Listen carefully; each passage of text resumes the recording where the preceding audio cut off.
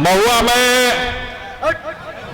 पाखी जी लगातार तो हमारे साथ घूम ही रही थी, अब अक्षरा जी आ गई और ये 4 चांद लग गया है महुआ में।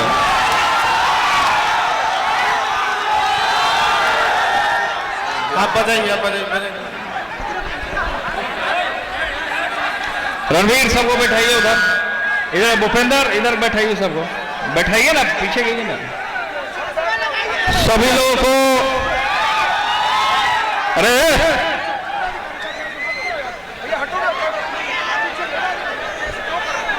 आप पब्लिक के बीच में कुछ 1-2 शब्द रख दीजिए, क्योंकि आगे एक कार्यक्रम है उसमें भी जाना है। कैसन बानी रवा लोग,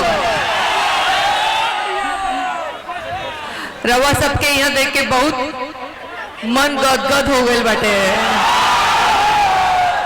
तो ढेर मत करा लोग ना तो उड़ा दे। आज बहुत अच्छा लगता देखी के आइल बाटे, राहुल सबके फेवरेट हीरोइन अक्षरा जी।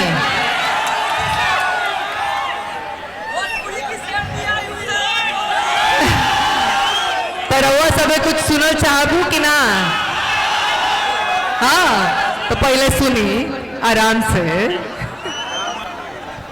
प्रणाम करी ले, ठीक होता ना?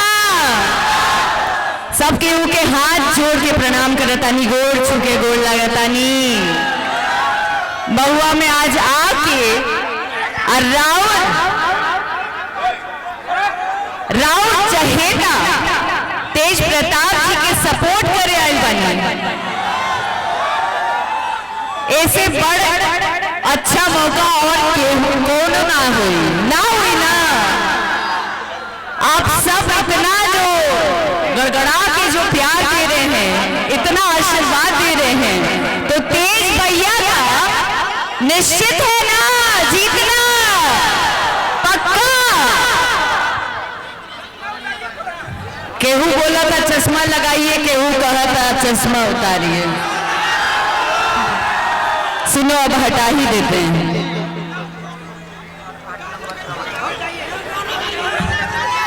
8 नंबर क्रमांक याद हो, याद ना? कितना नंबर हो, कितना नंबर हो? और छाप कौन हो? अरे आवाज में दम नहीं थे। छाप कौन हो? छाप कौन हो?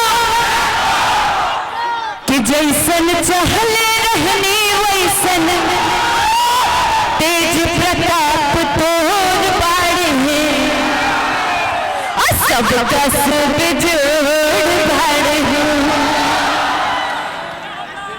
कि जैसन चहले रहने वैसन भैया तोर बाड़े हैं, अनेता जोड़ बाड़े हैं।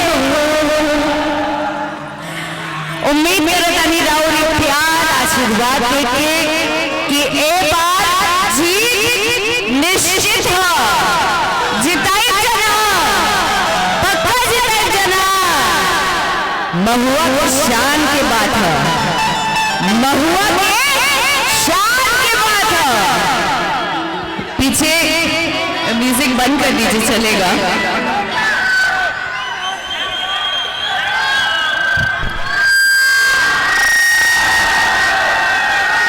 और ही कुछ